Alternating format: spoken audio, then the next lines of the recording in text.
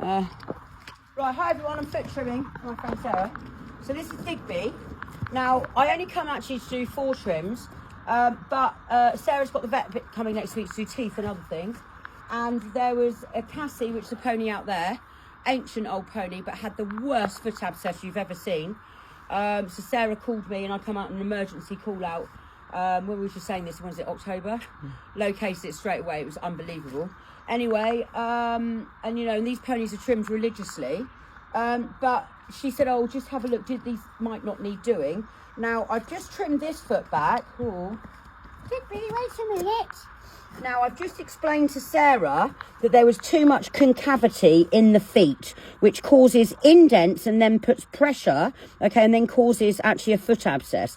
Now, I'm just going to show you on this one, because Cassie had big holes, didn't she? Now, it's due to the weather conditions, okay? So, you know, at one point the horse's feet weren't growing because there's no sunlight, okay? And then bugger me, the feet grow too much, but the weather conditions, okay, it goes from absolutely pissing it down, drenched, okay, and a lot of people are on clay, different types of soil which affect horses' feet. So it's gone from absolutely saturated, okay, and the hoof is too soft. It's exactly the same as your nails. You know, if you stayed in the bath consistently, you'd shrivel up, wouldn't you, like a shrimp? Anyway, and your skin would go right. It's a bit like that. It's a bit like that with the horse's feet, right? So they're not supposed to be stood in wet conditions all the time, or the opposite. So now the weather conditions, I hate to say it, but me and the farmers have been talking about this today, we need rain. We do. Everything looks like the flipping Sahara.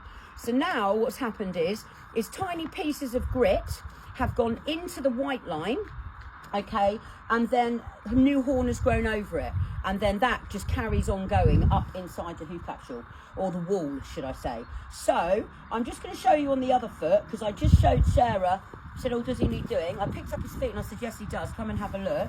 Anyway, and I started paring back the sole a little bit, and then I said to Sarah, as soon as I went in with my nippers, which are over there, I cut, you could see all of the gravel, couldn't you? Just started coming out out of the white line.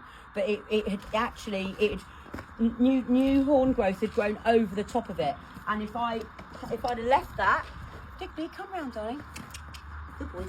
So if I'd have left that, okay, when we get, you're more likely it will be when we've got rain, okay, it would have caused another big foot abscess. So, wait a minute, little hooligan. Okay, so you see the concavity. So the frog actually should be a little bit higher than this from the apex. But if you can see all these little indents, what are you looking at, little man? What's your man? Look at you. See all these indents here. So I'll cut this back in a minute. Okay, but there, see all these pieces of gravel. Okay, if this horn is not removed, see it goes deeper. I'll actually take my cutters now, and I will cut each facet around. Okay, completely off, and then I'll rasp it back, and then it will got rid of this. But if this is not addressed, it will cause huge abscesses. Okay, thank you. Thanks, Sarah.